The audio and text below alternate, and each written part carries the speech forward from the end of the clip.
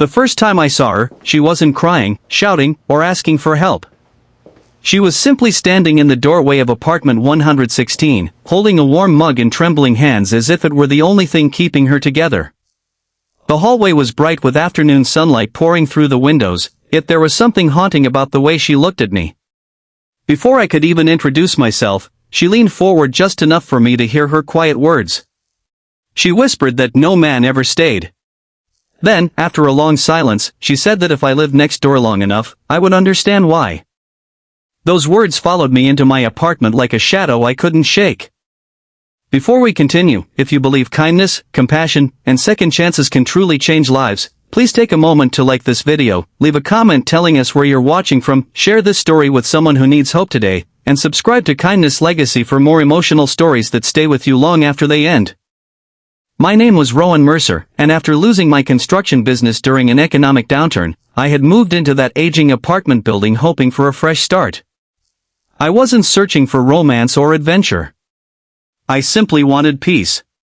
Every morning I left before sunrise to work at a warehouse, and every evening I returned exhausted. Yet somehow my thoughts always drifted toward apartment 116. There was something about my mysterious neighbor that felt less like curiosity and more like concern. She wasn't unfriendly. In fact, every time our paths crossed in the daytime, she smiled politely. But behind those gentle smiles lived an unbearable sadness that even bright sunlight couldn't hide.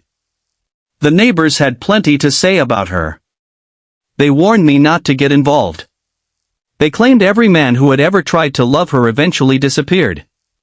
Some insisted she was cursed. Others whispered darker stories, saying heartbreak followed her wherever she went. None of them offered facts. Only rumors. What bothered me most wasn't what they believed, but how easily they had stopped seeing her as a person. She had become a story instead of a human being. Days turned into weeks. Sometimes I saw groceries sitting outside her door for hours before she remembered to bring them inside. Other times I noticed she skipped meals altogether. She always wore clean clothes, kept herself presentable, and never complained, but loneliness clung to her like an invisible weight. One warm afternoon I found her sitting on the apartment building's front steps watching children play in the courtyard. She wasn't smiling. She looked like someone remembering a life she no longer had. Slowly, without forcing conversation, we became neighbors in the truest sense. If one of us carried heavy bags, the other offered help. If someone forgot their mail, we placed it by their door. We exchanged homemade food during weekends. There were no grand romantic gestures. Just quiet acts of kindness that gradually replaced awkward silence with trust. One afternoon she finally shared her name. It was Maris Vale. She explained she worked from home restoring damaged family photographs for people across the country. Every faded picture represented someone else's happiest memories. She spent her days bringing strangers' families back to life while quietly mourning her own.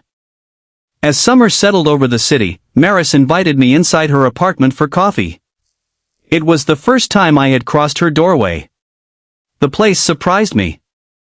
Every shelf held carefully restored photographs of smiling families, weddings, birthdays, and reunions. Yet there wasn't a single picture of herself displayed anywhere.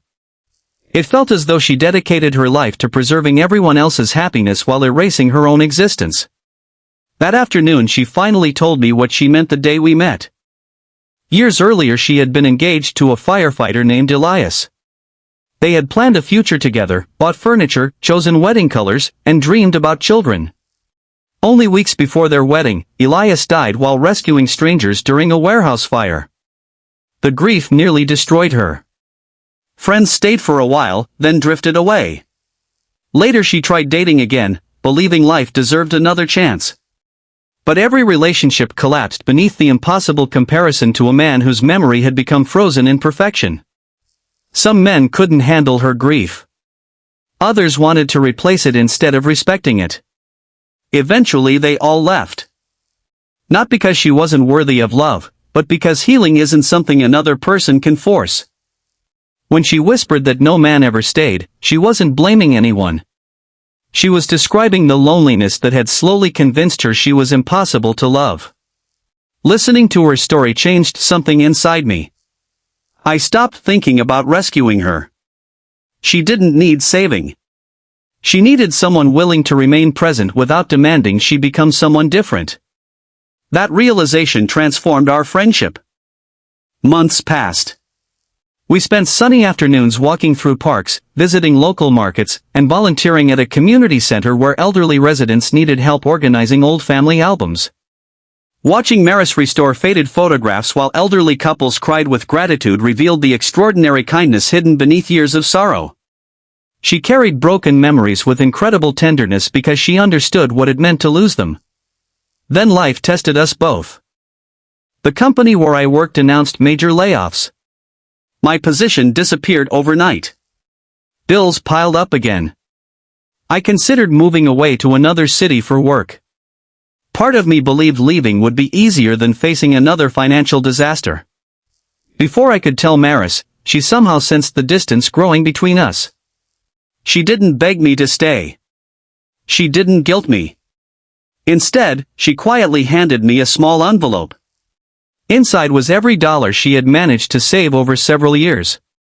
It wasn't enough to solve my problems, but it represented everything she had. I couldn't accept it. She smiled sadly, explaining that people always misunderstood love. Sometimes love wasn't about staying forever. Sometimes it meant helping someone survive even if they eventually walked away. Her words broke my heart because I finally understood.